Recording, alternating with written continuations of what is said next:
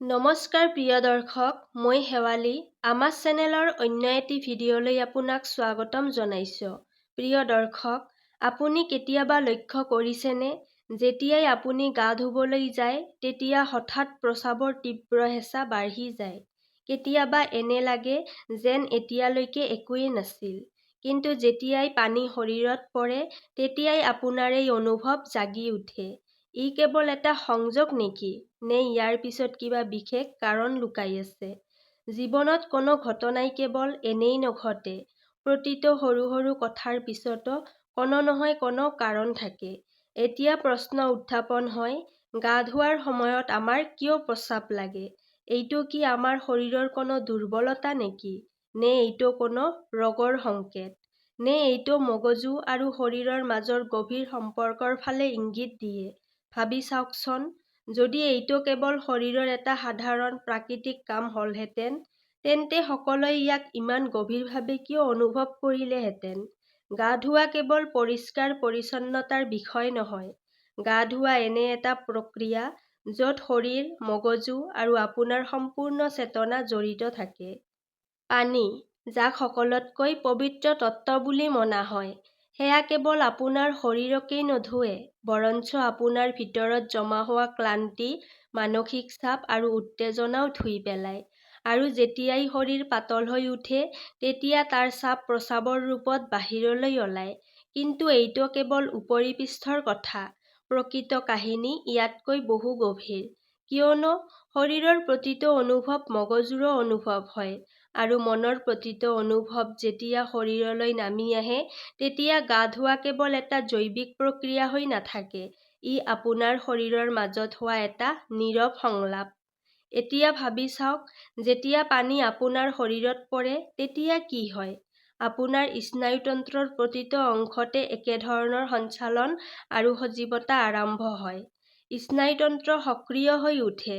ঠাণ্ডা বা গৰম পানীৰ অনুভৱে মগজুক এই সংকেত দিয়ে যে শৰীৰে শিথিল হ'ব লাগিব, আৰু তাৰ প্ৰথম উপায়টো হ'ল প্ৰস্ৰাৱ কৰা। কিন্তু এইটো সম্পূৰ্ণ সত্য নহয়, কিয়নো যদি কেৱল ঠাণ্ডা পানীৰেই প্ৰভাৱ হ'লহেঁতেন, তেন্তে আমি গৰম পানীৰে গা ধোৱাৰ সময়তো এইটো কিয় হয়? যদি এইটো কেৱল মূত্ৰত্যাগৰ কাৰণেই ঘটে, তেন্তে গা ধোৱাৰ আগতে কিয় নহয়? পানী পৰাৰ লগে লগে হঠাৎ কিয় হয়? এইবোৰেই মানুহক আচৰিত কৰি তোলে। এতিয়া জানো আহক ইয়াৰ পিছত লুকাই থকা সকলো ৰহস্যৰ বিষয়ে। প্ৰিয় দৰ্শক, ভিডিঅ'টো আৰম্ভ কৰাৰ আগতেই আপোনাক এটা বিনম্ৰ অনুৰোধ কৰিছোঁ। ভিডিঅ'টিত এটা লাইক কৰি চেনেলটো ছাবস্ক্ৰাইব কৰি ৰাখিব, আৰু লগতে কমেণ্ট বক্সত জয় মা লক্ষ্মী বুলি অৱশ্যই লিখিব। প্ৰিয় দৰ্শক, যেতিয়াই আপুনি গা ধোৱা আৰম্ভ কৰে, শৰীৰ তৎক্ষণাত বিশ্ৰাম অৱস্থালৈ যায়। আৰু যেতিয়াই শৰীৰ বিশ্ৰাম কৰে, প্ৰথমে ই মূত্ৰত্যাগ মুক্ত কৰে। এই চাপ কেতিয়াবা মূত্ৰৰ ৰূপত দেখা যায়, কেতিয়াবা গভীৰ শ্বাসত, আৰু কেতিয়াবা ক্লান্তিৰ অনুভৱত। মানুহ তেতিয়ালৈকে চাপৰ অৱস্থাত থাকে যেতিয়ালৈকে তেওঁ নিজকে শিথিল কৰিব নোৱাৰে। গা ধোৱা, পানীত সাঁতোৰা, এই সকলোবোৰ কাম এইবাবেই ভাল লাগে, কাৰণ এয়েই আপোনাৰ ভিতৰৰ নিয়ন্ত্ৰণ শক্তিক দূৰ কৰি দিয়ে। কেৱল মন কৰা, যেতিয়া গৰমৰ সময়ত আপুনি ঠাণ্ডা পানীৰে গা ধুৱে, তেতিয়া প্ৰথমে শৰীৰ সম্পূৰ্ণৰূপে এটা আচৰিত ধাক্কা অনুভৱ কৰে। সেই ধাক্কাৰ অনুভৱত শৰীৰ কিছু সময়ৰ বাবে নিয়ন্ত্ৰণ হেৰুৱাই পেলায়, আৰু নিয়ন্ত্ৰণ হেৰুওৱাৰ ফলত ইচ্ছা জন্ম হয়। এতিয়া আপুনি ভাবিব, এইটো প্ৰায় সকলোৰে সৈতে ঘটে নেকি? হয়, প্ৰায় সকলো লোকে কেতিয়াবা নহয় কেতিয়াবা এইটো অনুভৱ কৰিছে। কিন্তু পাৰ্থক্য এইটোৱেই, কিছু মানুহে ইয়াক বুজি থাকিও পাহৰি যায়, আৰু কিছু মানুহে ইয়াৰ পিছৰ ৰহস্য বিচাৰি উলিয়াবলৈ আৰম্ভ কৰে। তেওঁ প্ৰকৃত জ্ঞানৰ ওচৰ পায়গৈ। কাৰণ ইয়াত এটা সূক্ষ্ম কথা লুকাই আছে। পানী আৰু মূত্ৰ দুয়োটাই একে তত্ত্বৰ পৰাই সৃষ্টি হৈছে। যেতিয়াই পানী বাহিৰৰ পৰা শৰীৰত পৰে, তেতিয়াই শৰীৰৰ ভিতৰত থকা পানীৰ তত্ত্বও প্ৰতিক্ৰিয়া কৰে। এয়েই প্ৰকৃতিৰ সন্তুলন, এইটো এটা অনুৰণন। শৰীৰ আৰু প্ৰকৃতিৰ মাজৰ সম্পৰ্ক আইনাৰ দৰেই হয়, যি কিছুমান বাহিৰত হয় সেইটো ভিতৰতো প্ৰতিফলিত হয়। তেন্তে যেতিয়াই বাহিৰৰ পানী আপোনাৰ শৰীৰৰ সংযোগ হয়, তেতিয়া ভিতৰৰ পানী অৰ্থাৎ প্ৰস্ৰাৱ বাহিৰলৈ আহিবৰ বাবে উদ্বেগিত হয়। কিন্তু এতিয়া প্ৰশ্নসমূহ উত্থাপিত হৈছে, এইটো কেৱল পানী আৰু মূত্ৰৰ বিষয় নেকি? নে ইয়াৰ পিছত আন কিছুমান গুৰুত্বপূৰ্ণ ৰহস্য আছে? এইটো কি কোনো দুৰ্বলতাৰ সংকেত নেকি? নে ই কোনো ৰোগৰ আৰম্ভণিৰ লক্ষণ? নে কেৱল মন আৰু শৰীৰৰ মাজত হোৱা এটা সংলাপ মাত্ৰ? ইয়াৰ পৰাই আমাৰ যাত্ৰা আৰম্ভ হয়, শৰীৰৰ বিজ্ঞানৰ পৰা আৰম্ভ কৰি আধ্যাত্মিক দৃষ্টিভংগীলৈকে। কাৰণ যদি আমি ইয়াক নুবুজাকৈয়ে বুজিলো বুলি কৈ উপেক্ষা কৰি দিওঁ, তেন্তে আমি জীৱনৰ এটা অতি ডাঙৰ সুযোগ হেৰুৱাই পেলাম। তেন্তে আহক এই ৰহস্যটো আৰু অধিক গভীৰভাৱেই বুজক। প্ৰতিবাৰ যেতিয়া আপুনি কিবা এটা এৰি দিয়ে, কিবা এটা মুক্ত কৰে, তেতিয়া সেয়া আপোনাক আপোনাৰ বজাৰ পৰা মুক্তি দিয়ে। কিন্তু মনত ৰাখিব, এই যাত্ৰা সহজ নহয়। কাৰণ যি দেখা যায় সেয়া সদায় সত্য নহয়, আৰু যি দেখা নাযায় সেয়া বহু গভীৰ হয়। কিন্তু প্ৰশ্ন উঠিছে, কিয় কিছুমানে ইয়াক অধিক অনুভৱ কৰে আৰু কিছুমানে কমকৈ অনুভৱ কৰে? ইয়াতেই মনোবিজ্ঞানৰ ভূমিকা আহে। মনোবিজ্ঞানে কয় যে আমাৰ মন আৰু শৰীৰ গভীৰভাৱে সংযুক্ত হৈ থাকে। যেতিয়াই মনে বিশ্ৰাম কৰে, তেতিয়া শৰীৰেও মুক্ত হ'বলৈ বিচাৰে, আৰু ইয়াক কেথাৰচিছ বুলি কোৱা হয়। ভাবি চাওক, যেতিয়া আপুনি কান্দে তেতিয়া কেনেকুৱা অনুভৱ হয়? প্ৰথমে এটা গধুৰতা অনুভৱ হয়, কিন্তু কন্দা শেষ হোৱাৰ পিছত মনটো পাতল অনুভৱ হয়। ঠিক একেদৰেই প্ৰস্ৰাৱৰ ক্ষেত্ৰতো এনেই অনুভৱ হয়। এইটো একেধৰণৰ পৰিচ্ছন্নতা। গা ধোৱাও তেনেকুৱাই এটা প্ৰক্ৰিয়া, যিয়ে একে সময়তে বিশ্ৰাম আৰু সজীৱতাক জগাই তোলে। মানুহে সদায় বিভিন্ন চাপৰ তলত থাকে। মানসিক চাপ, ইচ্ছা, ভয়, খং আৰু বহু অনুভৱৰ ভিতৰত জমা হৈ থাকে। যেতিয়া আপুনি গা ধুৱে, তেতিয়া পানী কেৱল শৰীৰকেই নুধুৱে, ই আপোনাৰ ভিতৰৰ চাপবোৰক গলাই দিয়ে। আৰু যেতিয়া এই চাপ কমে, তেতিয়া শৰীৰৰ পৰা লাহে লাহে মুক্তিৰ সংকেত ওলাই আহে। অৰ্থাৎ মূত্ৰত্যাগৰ ইচ্ছা কেৱল জৈৱিক নহয়, ই মনোবৈজ্ঞানিকো। ইয়াৰ এইটো সংকেত যে যেতিয়াই আপুনি বিশ্ৰামত থাকে আৰু শৰীৰে আৰাম বিচাৰে, তেতিয়াই পানী কেৱল শৰীৰক পৰিষ্কাৰ নকৰে, ই আপোনাৰ আভ্যন্তৰীণলৈও প্ৰৱেশ কৰে। কাৰণ পানীৰ অস্তিত্ব বহুত গভীৰ। আপুনি মাৰ গৰ্ভত পানীৰেই জন্মগ্ৰহণ কৰিছিল। আপোনাৰ প্ৰথম অনুভৱসমূহ পানীৰ সৈতেই জড়িত। সেইবাবে যেতিয়াই পানীয়ে আপোনাক স্পৰ্শ কৰে, আপোনাৰ আভ্যন্তৰীণ শক্তি সক্ৰিয় হৈ যায়। এইবাবেই গা ধোৱাটো ইমান আনন্দদায়ক লাগে। এইবাবেই পানীত সাঁতোৰা, কোনো পুখুৰী, নদী বা সাগৰৰ পাৰত বহা ইমান আৰামদায়ক।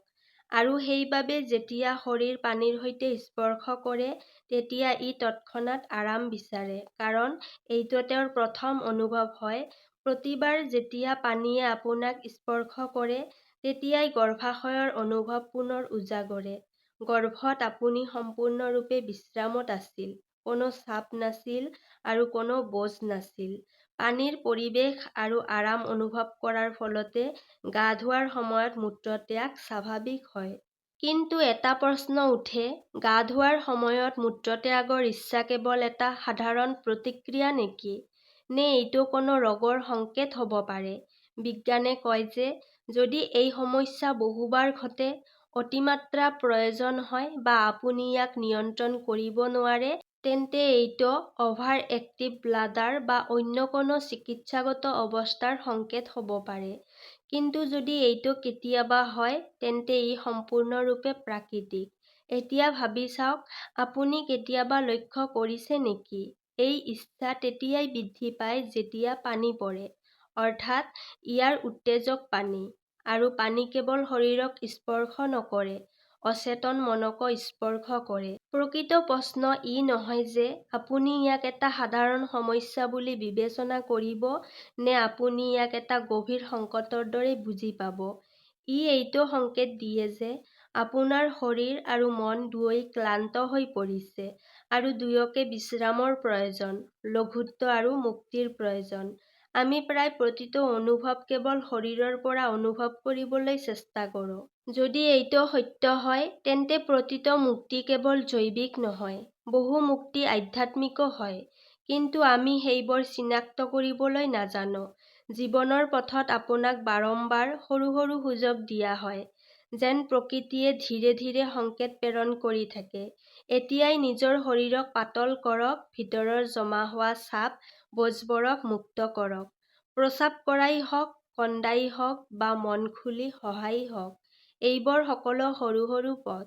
যেতিয়াই শৰীৰৰ চাপ মুক্ত হয়, সেই মুহূৰ্তবোৰত যদি আপুনি মনোযোগ দিয়ে, লক্ষ্য কৰে, তেন্তে দেখা যায় যে মন অলপ শান্ত হয়, শৰীৰটো অলপ শিথিল হৈ পৰে, যেন কোনো বোজাৰ পৰা মুক্ত পোৱা গৈছে। এই সৰু সৰু অনুভৱবোৰে আপোনাক এটা বৃহৎ মুক্তিৰ বাবে সাজু কৰে, যি মুক্তি কেৱল শৰীৰৰ লগত নহয়, সমগ্ৰ অস্তিত্বৰ লগত জড়িত। সমস্যা তেতিয়াই হয় যেতিয়া ইচ্ছা জন্মায় আৰু আমি তাক ভুল বুলি গণনা কৰোঁ। তাৰ সৈতে যুদ্ধ কৰিবলৈ আৰম্ভ কৰোঁ বা তাক দমন কৰিবলৈ চেষ্টা কৰোঁ। যদি আপুনি অলপ সময় থমকি ৰৈ এইটো বুজিবলৈ চেষ্টা কৰে, এই ইচ্ছা শৰীৰৰ নে মনৰ পৰা আহিছে আৰু কি ক'ব বিচাৰিছে, তেন্তে সেই অনুভৱ, যি কেৱল শাৰীৰিক বুলি অনুভৱ হৈছিল, ধীৰে ধীৰে সজাগতাও পৰিণত হয়। সেই মুহূৰ্তত আপুনি নিজৰ ভিতৰত সোমাবলৈ আৰম্ভ কৰে আৰু লক্ষ্য কৰিব পাৰে মানুহৰ শৰীৰত কিমান চাপ জমা হৈছে, কিমান কথা অসম্পূৰ্ণ ৰ'ল, কিমান অনুভৱ দমন হৈ আছে, আৰু ইয়াৰ পৰাই ধ্যানৰ আৰম্ভণি হয়। ধ্যান কোনো বেলেগ কাম নহয়, যি বিশেষকৈ কৰিব লাগে। এইটো বুজি পাবলৈ চেষ্টা আৰু সজাগতাৰ প্ৰয়োজন।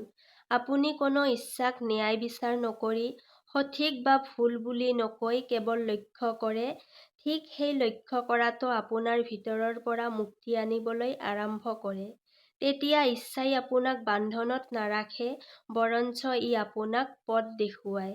ই আপোনাক শিকায় যে প্ৰতিটো অনুভৱৰ পিছত এটা বাৰ্তা লুকাই আছে, আৰু যদি আপুনি সেই বাৰ্তাটো শুনি লয়, তেন্তে সেই অনুভৱে আপোনাক পাতল, মুক্তি আৰু শান্তিৰ ফালে লৈ যায়। সেয়ে পৰৱৰ্তীবাৰ যেতিয়া এনেধৰণৰ কিছু অনুভৱ হয়, তেতিয়া তাক কেৱল এটা শাৰীৰিক ঘটনা বুলি বিবেচনা কৰি উপেক্ষা নকৰিব। তাক এটা নিয়ন্ত্ৰণৰ দৰে বা এটা মহান অৱসৰৰ দৰে লৈ চাওক, যাৰ দ্বাৰা আপুনি নিজৰ ভিতৰত চাব পাৰে। প্ৰিয় দৰ্শক, আজিৰ ভিডিঅ'টো ইমানেই আছিল। যদি ভিডিঅ'টো ভাল লাগিছে, তেন্তে ভিডিঅ'টিত এটা লাইক কৰি চেনেলটো ছাবস্ক্ৰাইব কৰি ৰাখিব। তেতিয়াহ'লে আজিলৈ ইয়াতেই সামৰিছোঁ। কাইলৈ পুনৰ লগ পাম আন এটি ভিডিঅ'ৰ সৈতে। ধন্যবাদ।